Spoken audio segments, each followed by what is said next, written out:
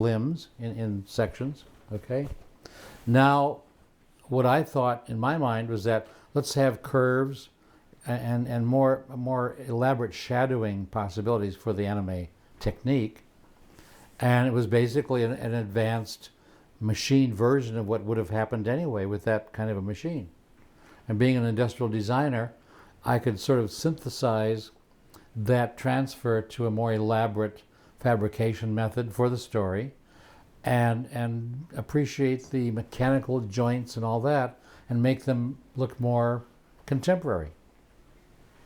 And you mentioned like with the head, you were able to kind of change things, and the helmet and the eyes. It was all really inventive and fresh for that design. Was the face and the head something you guys spent a lot of time with? That was the most challenging, yes, yeah, because that's the identity, and the coloration and the shape and I put the sort of the classic Roman helmet top fixture to add to the character and make it different, but still keep the head more or less as a reminder of what the original one looked like. Because you have to, anytime you design something for mass market, you've got to have some cliche trigger that makes it recognizable pretty quickly. Unless you're going to have an elaborate promotion campaign to say, think about what cameras looked like 30 years ago. Now they're little tiny things, flat, and you would show that to somebody. They'd say, that's not a camera, that's some kind of a whatever. But over time, you educate your consumer audience to accept the fact that this is a camera. And now you only need a little tiny pinhole for the lens, which is completely different from what cameras used to look like. So I guess just my last question is, again, just you have such a remarkable distinction in Japan, and I assume you would be interested in doing more anime work if the opportunity came up. And, yeah. do you still go to Japan, and what's your relationship? I like haven't now? been there for a couple of years now. Number one, it's the economic profile of the society that pays you to be there as an outside consultant.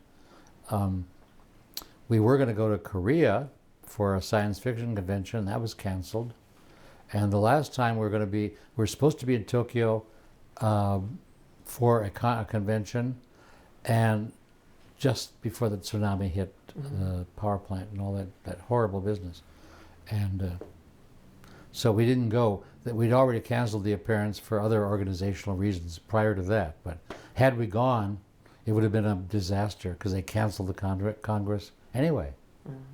The electrical power profile is way down in Japan until we can get systems up and running again to generate electricity.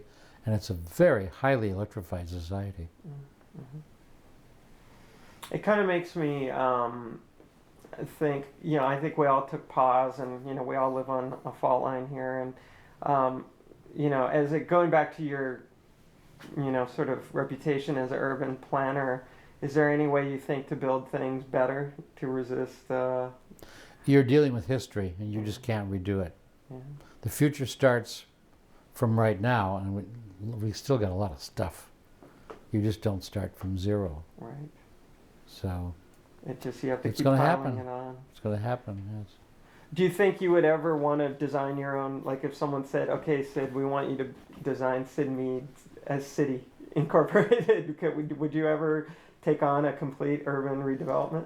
Well, I'd work with people that are in that business, but sure, I do a professional viewpoint overlay, an idea overlay, but throughout my career, I've always worked with people who have, up to that point, spent their whole professional lives doing essentially a couple of things, rather limited, linear careers.